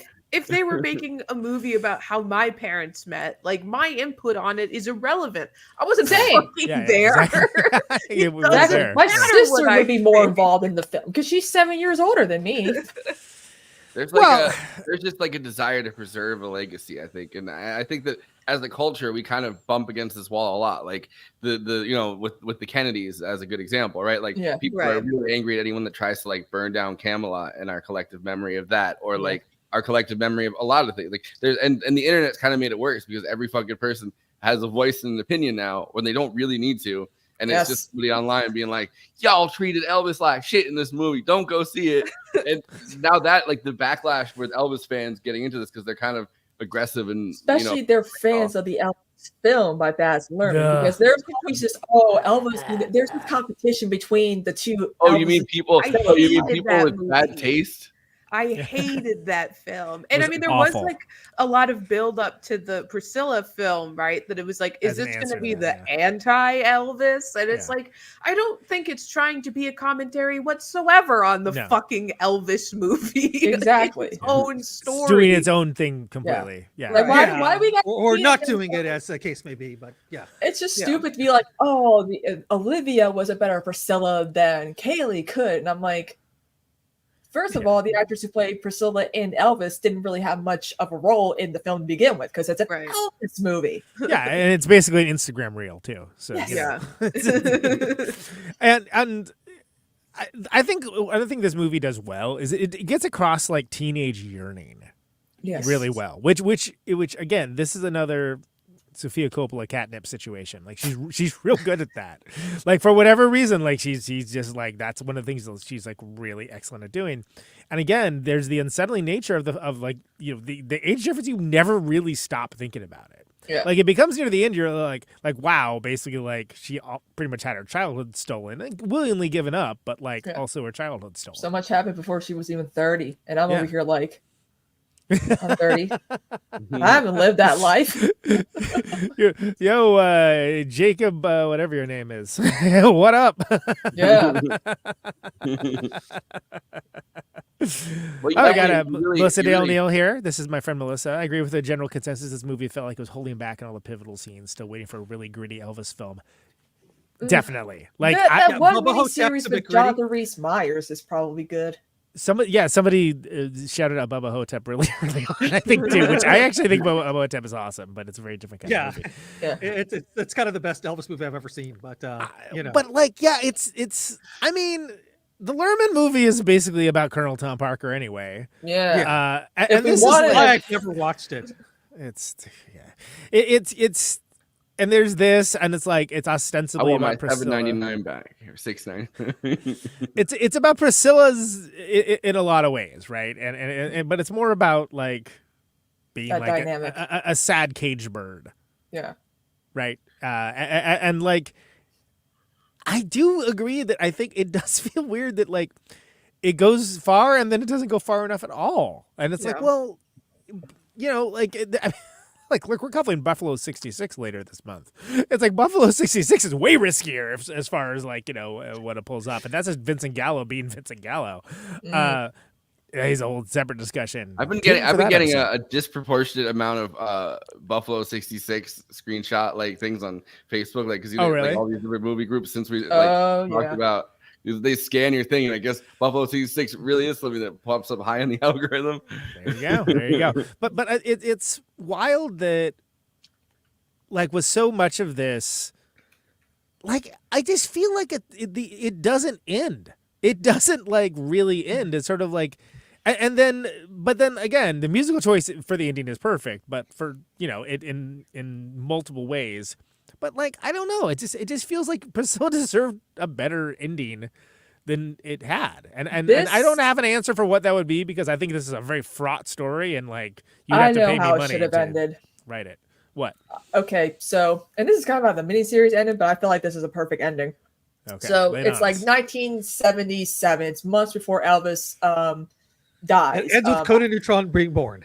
Yes. I thought you were going to pull up the Leslie Nielsen Avengers formation post credits, but you guys know that Elvis Presley was up for the role of A Star Is Born, right? With Barbara Streisand. Oh, okay. Well, Colonel Parker, being the smart ass he was, smart wise guy, was like, "Oh, you can't do the movie because you're not going to get top billing." His one chance for a big dramatic role, and he tells Priscilla this, and they're just having a normal conversation. But then he's like, come back to me, Scylla. Whatever you want, just come back to me. She's like, I don't think you can live with just one woman. He's like, yes, I can. I knew what I lost now. And she's like, no. And then, of course, it goes to her coming back to Graceland, the fact that he died. And then it ends with, you're always on my mind. But, of course, we couldn't do that because we don't have access to Elvis's, discography. Yeah. You don't have access to music. And even that's what the closure I feel like the film could have, benefited from. But then it's also like 2.5 hours. Yeah. Right. I'll say the one place in the movie I thought really could have used his music was after he leaves West Germany, and we're just seeing her obsession with him, because once she becomes part of his life, she's pretty separated. He keeps her at a distance, whereas in that moment she's consuming as a fan. Right. Yeah. And so I thought it would make sense. And her social life, her life is kind of suffering. Her relationship with her parents is strained. I mean, every time she would get a phone call from Elvis, she'd be like, "Oh, Mom, Dad, guess who called?" And he's like, "Is that?" Her dad's like, "You're ringing up our phone bill. You know that." Well, yeah, but it's also like, you think the U.S. Army pays for this? You keep hearing about, well, yeah, it's Elvis. Everyone knows his music. It's like, yeah, but you're never going to hear it in this because because they don't have the rights for it. But but I also think that's fine because it's not Elvis's story. Yeah. Yeah. Again, for the third time, I think I've said that. But I think the one scene that it also kind of suffered was whenever you actually see Elvis on stage kind of performing, and even just playing like just an instrumental of something recognizable, like Hunk Hunka Burning Love. Just not the kind of instrumental that they used in the Baz Luhrmann Elvis film where they had somebody rapping over it. Oh my god. Oh god. I got so angry. I got so angry when that started happening. I was already pissed off too. That's why I turned it off. I was like, nope. So mad. Once you insert rap Mute music, it. I love Doja Cat, but not for this movie. Yeah. Was it Shaggy? Please. No. Please. No, it was Vince Staples, I think, or somebody like rapping. I would over honestly it. rather talk about Israel and Palestine right now. Okay, let's do it. Like, really annoying. I wonder. Yeah, didn't he also explore with Judaism as well? Like he was exploring with different religions at that time. All right, that was a bit. I don't actually want to do that. That's what all the books were. That he was going through all these different books on different religions and bisexual lighting LSD. But there's this moment in time, right? Like fully in American culture in the 1960s and the 1970s, where everybody is on the search for meaning because we're experiencing such an unprecedented level of like growth and prosperity for the middle class in America. Right. People start to be bored and they start to wonder like what's going on. Like why are we really here, right? Like this is boring as shit. Like I need some kind of meaning in my life, and it's kind of fascinating to think about Elvis going through that at the same time as the rest of popularized existentialism. Yeah, especially considering because he was like, where's the music gonna go? Because by then, the late 60s, it's psychedelic, folk music, even a bit of like heavier Pink Floyd rock. starts coming in. Yeah. So he basically he didn't understand where he would fit as an artist because he wasted 10 years of his life doing silly little movie musicals. Yeah. That's why the 68 comeback was important for him. Absolutely. But that's also when things went downhill for Priscilla's, their marriage anyway, because he became famous again. He was never at home. He was doing Vegas shows. And I mean, in the end, all she wanted was him. But that's impossible when you're married to the king of rock and roll. She embraces that same search for meaning. And within that search for meaning is like, if Elvis isn't around, like I'm like the only other place that I can really take this is like I could become my own individual, like separate from Elvis. So in finding something like karate and like I think she's also taking like taekwondo or something, like she's taking these martial arts that kind of reinforce that sense of how hot is the instructor? That's what you wanted to do. But it's an instructor that Elvis sets her up with too. Like I know. It's like which is well, first she takes it from Chuck Norris, which is kind of she's taking instruction from Chuck Norris in the book for a little bit, and then she goes off with like one of his friends and has an affair with that guy, and it's like you kind of do this to yourself, my guy. Like and that's the thing. Like, and a lot of people are like, why did she cheat? I'm like, because she never got a chance to really explore who she was as a person. So Elvis was her only lover. So Elvis is also cheating like the entire time. Elvis is having these relationships with his fans, and he's like, when I have these relationships, they're not anything like my relationship with my wife, like where it's this where did this lipstick come from? One of the guys. He's just he's just afraid that number one, he's afraid of sleeping alone because he has this insomnia that he's claiming, which is classic excuse, right? Like, oh, I'm not cheating on you. I'm just afraid of sleeping alone. It's scary. Like, but yeah, like he has all of these relationships with these fans for one night or something, and she kind of has these like quick flings too because he's having these flings the whole time. Like, yeah, from the beginning. And even admits it at one point, like the Anne Margaret one anyway. Yeah. After the Scooby snacks are discovered, of course. Oh, babe, I'm sorry. The Scooby snacks are just too good. I just think they're delicious. I had to have an orgy in the Mystery Machine. The Scooby snacks they made me do it. I was under the influence. It'll never happen again. You haven't lived until you had peanut butter, banana, and Scooby snacks. Thank you very much. Please meet the gang. Meet the gang. You're gonna love it. Kid, I've got the perfect idea for a picture. It's a crossover you're not gonna believe. We got the Scooby Gang. They got the Mystery Machine, and then you got the King of Rock and Roll, Elvis. You're not gonna believe it. I was surprised Elvis meets the gang is not something they tried to do. I know, right? Yeah. Like new Scooby-Doo movies or whatever back in like 1972 or some shit like that. I mean, Vincent Price was all over that bitch. Yes. But I could see the gang going into Graceland and like they're like there's ghosts of Graceland and we gotta figure this out. Like, I mean, do you guys remember that 13 Ghosts of Scooby-Doo? Oh yeah, Vincent Van Gogh. He's Vincent Van Gogh. That's right. I forgot. He's not Vincent, but it's like okay, yeah. But you're Vincent Price though. Yep. Like Scoobs, we gotta go in there and find the ghost of Graceland. I don't know why my Shaggy is Morty from Rick and Morty. I don't know yet. It's a real cross-cultural pastiche. Yeah. All right. That's enough. So, hey everyone. Letterboxd is a social media site for film lovers to talk with, at, and to each other at these elevated voices about the movies they love, maybe the movies that they didn't love, the movies that they had strong opinions on grooming about. And of course, all of this is best expressed succinctly. There's not just Siskel's and Eberts in the world. Everyone gets to have their say, but you keep it succinct. It maybe gets on this very bit right now. So this is where we look at the Letterboxd one-liners for Priscilla. Let's roll them. It should be illegal to show any version of this movie where Elvis doesn't have subtitles. See, Mumblecore Elvis. Man. That's why my favorite. One of the funniest portrayals of Elvis is the one in Walk Hard, where he's like, "No, it's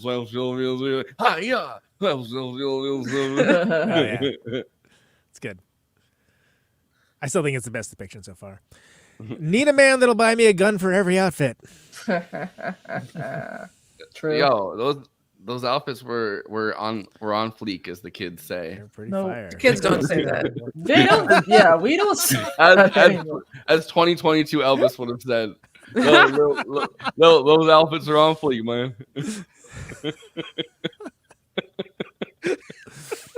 And then he daps.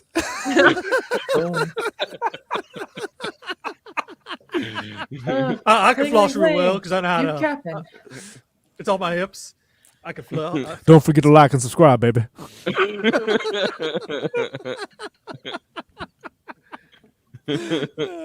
Fantastic. Something very poetic about ending the movie with a song Elvis wanted to cover, but Dolly didn't want him to own 50% of all the song royalties indefinitely. That's true. Word. Yep.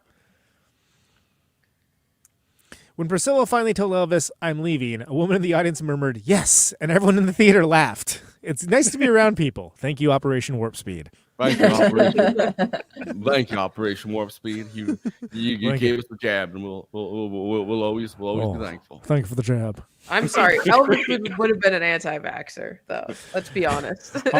He would take every other narcotic, but not get vaccinated. Facts aren't in on that. Like I said, only fools rush in. All right, and he got on that one. I have my audience doing their own research. Joe Rogan. I think that's enough Elvis for a while. Yeah. Thank you very much. Thank you. I think that's enough Elvis for a while. You've been a good audience. I'm gonna go bang some broads. Draw the cat eyes sharp enough to kill a man. I tried. See, these are the parts of the movie that Sofia Coppola, like in every movie I've seen of hers, like excels at. It's like making the movie into like a perfect painting almost, right? Like just to make like an aesthetically so pleasing, like a wedding cake or something. Mm. Yeah. I just wish the story had been there too. God, Lana Del Rey is gonna love this. She almost recorded a song for the soundtrack, and I'm like, God damn it! There's anyone who would have done the soundtrack justice? Lana Del Rey, man. Someone's about to drop "Lust for Love," and it sure isn't me.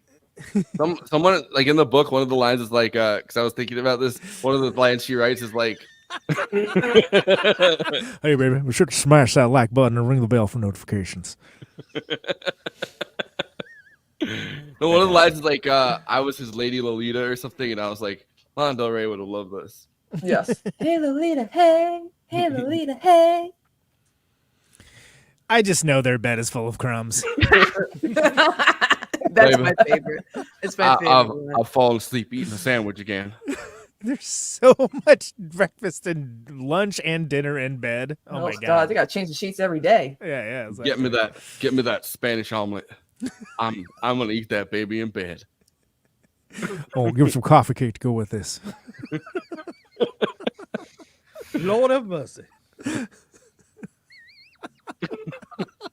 It's true though. Do you saw how many meals they had? It was like, Jesus Christ. There was a montage.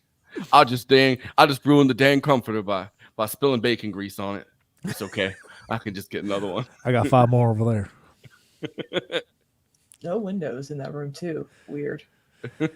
Very good portrait of a marriage falling apart and a girl who is just trying to get laid.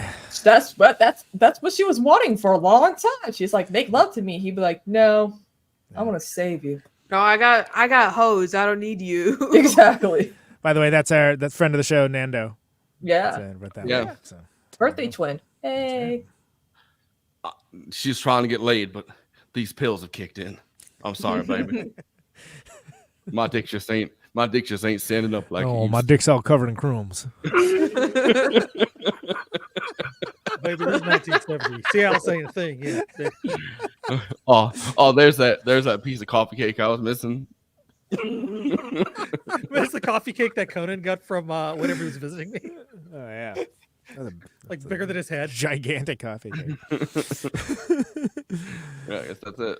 There you go. And those are the Letterboxd one-liners for Priscilla. Please feel free. We apparently saved all our Elvis impersonations for that bit, too. Please feel free to follow the show, the HQ account, Letterboxd show for Movie Night Extravaganza, at Movie Night Extra.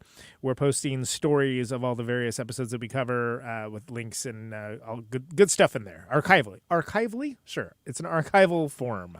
And it's on there. Less archivally. Little less archively. And so follow the show on there. Please also follow Hog Ears over there. The Memphis Mafia top dog. That's a real one of his, like the fat guy that was in there crew Joe. or whatever. Yeah, Esposito. Well, one of them was just Hog Ears. That's like the The credits actually just said Hog Ears. It was great. Yeah. So that's Hog Ears over there at Always Flacco. He's logging all the stuff that we cover and all the other stuff around there. I'm at Conan Neutron, keeping the home fires burning, and also Hunk Hunker Burning Love as well. And you can find all of that, doing the highbrow, the midbrow, the populist fare over at my Letterboxd account. These home fires are burning low. That's a great line, actually. It is. J. Andrew jumpsuit era world. Oh my God. EP means Elvis Presley and not extended play. Was that an intended spelling? That was an autocorrect. Elvis Presley is the stuck-up one. Yeah, well, that was his twin brother that died. Nothing but a hound dog. He's like, I'm sorry, baby. I'm just too good for you. Jumpsuit era over there is watch all the weirdest stuff so you don't have to, or maybe so you can. It's not for me to tell you what to do, but he's doing it anyway over there on Letterboxd right about now too. Priscilla from Wish down there has recently been upgraded to pro status. We all knew she was a pro. She's in her music produced by Phil Spector era, And she is logging stuff as she sees fit. I don't really understand the rhyme or reason to it, but she's there and she's doing it, and it tends to be thirsty. Yeah. I will say my Letterboxd one-liner for Priscilla would have been like, the beehive could have been taller. That would have been a good one. That would have been Come on, baby. The beehive could have been. The beehive could have been taller. You're not getting my beehive up. Know what I'm saying? Ray, are you? Did you have a Letterboxd account? Okay, you don't have to. Okay. No, I do not. That's fine. Jumpsuit Era takes away the plugs, why don't you? All right, if you're watching us over on YouTube, please do those YouTube things. Like, comment, subscribe, hit that bell. And if you were going to do the whole plugs in Elvis voice, I was going to be like, this is never going to last. Comment, Yeah, no. subscribe, hit that bell. Hey, baby, be sure to smash that like button, ring the bell for notifications. And of course, the big ask is to watch the video to the end, get that great Conan Neutron song as he channels Elvis, and the song that we come in and go out on. If you're moving on Twitch, moving out extravaganza, baby. I got my entrance music, got my exit music. if you're over there on Twitch, do the Twitch things. Throw us a sub. If you happen to have an Amazon Prime account, you can subscribe for free. It does not cost you a penny, but actually helps out the show, and we thank you very much for doing that. Thank you very much. Thank you very much. Find us on social media. You can follow us on Twitter, Facebook, Instagram, and Blue Sky. So find us on those places if you happen to be on, if they happen to be your chosen social media sites. There's also a Threads account now as well, but I don't know. I don't know anyone except for like McDonald's and stuff that's on there, but we have one. Thank you. And we have a Patreon where you can actually go and find our after parties where if you are enjoying our bits where we break into Elvis impersonations, we do stuff just like that. Maybe not Elvis, but we're doing other things over there on our after parties, and it's where we really let our hair down and go crazy. So after party forever. Okay. I forgot about that. Huh? Yeah. Wow. Okay. So Conan. Yes. Protonic is back. Protonic is back, baby. And it's you've been killing it with the guests. Yeah, Nina Nastasia episode is out in the general feed now. She was amazing. That was a really great episode. Crime and City Solution, Simon and Josh from Crime and the City Solution was this weekend. It's going out the general feed tomorrow. And I got Marnie Stern, the one-of-a-kind, unimitatable Marnie Stern, who's back with a new record on Thursday. She also played in the 8G band with most of Les Savvy Fav and Fred Armisen and all them. That was her day job for the last 8 or 9 years, but she's a badass. Nice. So yeah, it's nice work if you can get it. I'm available, by the way. I can take a race. And of course, if you want to support that, you can go over to Patreon, patreon.com, Protonic Reversal. Is that right? Yes. Yeah. Okay. $1 a month advance access. Correct. Yeah. Yeah, so you can get all that now and help out Conan, which is important. Brave, you seen my Oreo? And we had a few patrons drop off when I was out on tour, which makes sense because I wasn't doing any episodes when I was out. But yeah, feel free to chime in. They can't, and of course, give you that $1. Times are tough out there. I don't know. In the ghetto. All right, sorry. And of course, there's Neutron Friends on Bandcamp.com where you can get all your Conan Neutron music.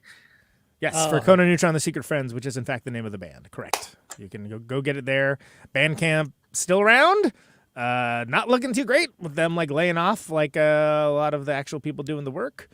But still the most viable way to directly support the artist, which includes me. Thank you. Give me your money. And if you want to hear more thoughts on that, you can actually go to This Is Revolution very recently. Oh, yeah. And it was a fantastic appearance. I did listen to that. I really wanted to watch your Crime and City Solution thing, but I missed it, so I will catch it when it gets on the feed. It's gonna come out tomorrow for the Gen feed. So there you go.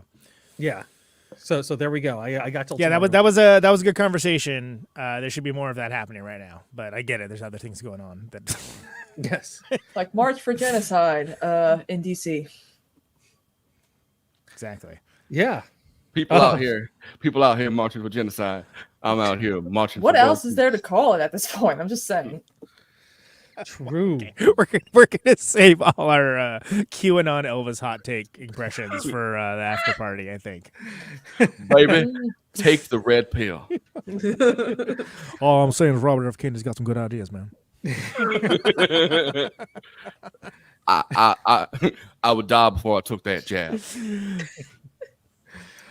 There we go. Kristina, you're over there on Twitch. Yep. When you can. We're doing pretty good so far. Yeah, you have anything interesting coming up that you know of, or? Why wouldn't she know about it? She's gonna be surprised by her own show. Here's the thing: people are like, oh, you always have like, you come up, you lay out your Twitch stream so perfectly. I'm like, I come up with shit at the last minute as we're going along, okay, and that's why people love me. Though we do every Thursday react to, or Thursday or Friday react to Bailey Saring's Dark History, which is really great. I highly recommend a lot of her episodes about how unions were formed, related to rich people, how billionaires suck, and all. Like she covers a lot of good stuff. How Pride was created, the move bombing. Like she does a lot of really good episodes about events that we don't know and that we don't really talk about. Plus, we also react to stuff on the React channel, like try not to sing stuff or guess stuff.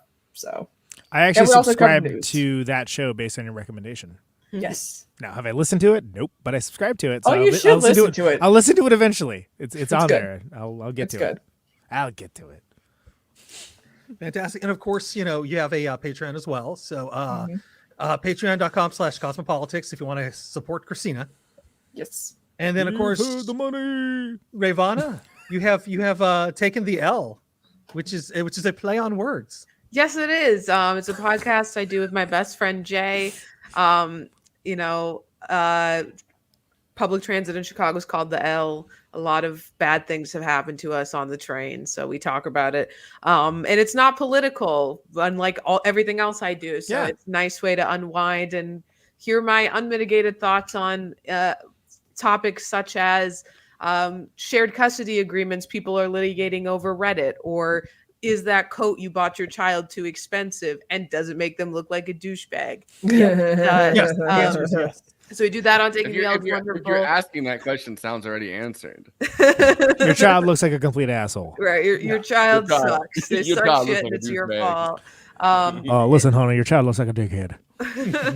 I'm also streaming almost every night on Twitch, twitch.tv/Rayyvana. Things have been going well. We've been raising money for the Palestine Children's Relief Fund. We raised $500 in one day, hoping to continue doing that throughout the week into next week. So we're doing that over there. And everyone should also go subscribe to my YouTube channel, because I'm going to start posting videos every day on there, and you can check out my other videos that I do every day on Rebel HQ on YouTube and on Facebook. Share them on Facebook, help mitigate the brain worms being spread on that platform. Helps, doesn't care. It doesn't cure. It doesn't cure. We can only intervene at this point. You can only go so far. We cannot solve. I think that's it. I don't have anything else. We're doing an after party. Yeah. Just gonna have some fried chicken. I called it after party at Graceland. But Rayyvana, do you have some final thoughts? I wanted more from the film. As I said, a couple times now, the punches were pulled that I wanted to see land. I wanted them to hit Elvis in his ugly face. And they didn't. Oh, wow. The actor was very attractive. Elvis himself is not an attractive man. I'm sorry. Wow. Hot take. Damn. Wait till you hear what I have to say about Jackie Kennedy. Who looks like she opens glass bottles with her teeth, okay? Chews off the top of the bottle and just eats it. I'm sorry. That's not the world's most, that's not the pinnacle of grace. Please tell me you think Marilyn Monroe's pretty. But anyway, yeah. You should have saved that when Andy was pitching to subscribing to your show, because people were like, let's see what this chick's up to. Jesus. What are these hot takes? I don't even. Next thing you know, she's calling out Gandhi for being half a man. Whatever. I don't know. But yeah, so I mean, I wanted more, right? But there was a line that she had to walk in making this film, and I understand that. Overall, I liked the film, and I thought that the performances in it from the actors were phenomenal. So I definitely recommend everyone to go see it if you haven't yet. All right. Okay. Thank you very much. Christina. We went the whole show without doing it. Now we can't stop. Yeah, can't stop, won't stop. Never mind. I will say this: at least there's no like rap or hip hop in this movie. Like, At least they don't go with the rapping going on. yeah. I like this film generally. I do think the miniseries Elvis and Me is a bit better at portraying the relationship because it didn't really hold back many, punches. But I understand that, there's legacies that need to be protected. Obviously the aesthetics nailed it. The time period, like just nailing the the time period, the essence of like the 50s all the way to like the early 70s. Sofia Coppola definitely nailed that. This film is definitely carried by Cailee. Like, this is her movie. Yeah. Like, they should have just said, Priscilla by Cailee at this point. Like, so I mean, I do see her getting, and also Jacob's a better Elvis than Austin Butler. I said what I said. Don't come at me because I'm prepared. I do feel like this will be an Oscar contender for like best, as Andy put it, like best costume and makeup, perhaps. Yeah. I do see Cailee winning some like newcomer awards at best. Now we're good though. We don't need any more Elvis movies. Yeah, cool it on the Elvis, everybody. Yeah, this was the. I'm like, this is it. From Priscilla's perspective, let's go. We need Bubba Ho's She-Bats because we never got that. No, I want to see a biopic from the from the perspective of Dodger. Fucking oh my Elvis God, that's I was just grandma. about to say that. And the entire thing is just her sitting there staring straight ahead, and then the phone rings and it's like, it's Elvis. She's still alive when Elvis dies. Like, yeah, there's so much. Like, her life is just the entirety of Elvis's life. You know how she got the nickname, right? Yeah, he threw something at her and she dodged it real quick. Yeah. Wow. Cool nickname for a grandmother, if you ask me. Hey, Grandma. Remember when I tried to hit you with that baseball? Hey, Grandma, think fast. Let's have a lifelong inside joke based on that. Mm-hmm. Thank you. Thank you. Thank you. But Andy.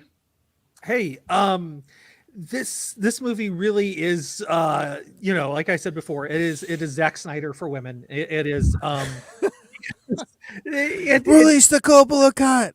Mm-hmm. The problem is that it's all like moments, and the moments never blossom into scenes. And the moments are so well put together as far as like acting and the way it was shot and the sets and the costumes, and the costumes are spectacular, by the way. Like the thinking Replicas. about the fabrics. And how they vibe in the scene with the busy wallpapers of Graceland. I mean, like it really does capture that. The makeup is also just like set design too, probably. Yeah, these are the things that this movie is going to be remembered for, and that's mostly because like that there is they do hold back, and that these moments in the movie never become scenes, and this movie just does not feel complete. But those are really everything that needs to be said about the movie right there. All right, Conan. Look, this is a visual feast for the eyes, courtesy of the very consistent vision of Sofia Coppola, and nobody does that regal sad girl ennui better than her. The loneliness of the famous or famous adjacent and well-heeled. Visuals are amazing. The feel of this is where it's most successful. I really, as I mentioned, love Jacob's Elvis just towering over Cailee's Priscilla. And I think that's such a strong decision. Cailee's amazing this, eloquently playing the starry-eyed youth and the disillusioned, bored, and exquisitely dressed woman. So effortlessly, I had to check to make sure it was the same actress. Overall, I did not love it the way that some people do. I think it pulled its punches way too many times. And that might just be something that has to do with the fact of doing a biopic on someone that's still alive. But I found aspects of it incredibly enjoyable. And, if you're into Sofia Coppola's whole thing, then you can definitely, you'll definitely enjoy this. She gives it to you in a heap and helping, like Elvis's morning bacon, Oh, delicious. By the way, Abby said she's into the Elvis impersonations. Don't Thank you. encourage us. Thank you very much. Thank you very much. Don't do that.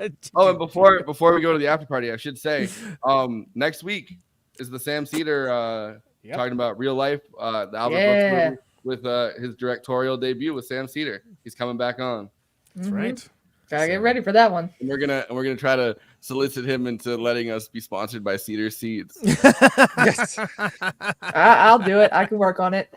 And our Elvis impersonations won't make any sense next week. They're gonna be like, wow, lived up movie night extravaganza. They've got the majority report connection now. Wow, their movie reviews have really gone down. Exactly.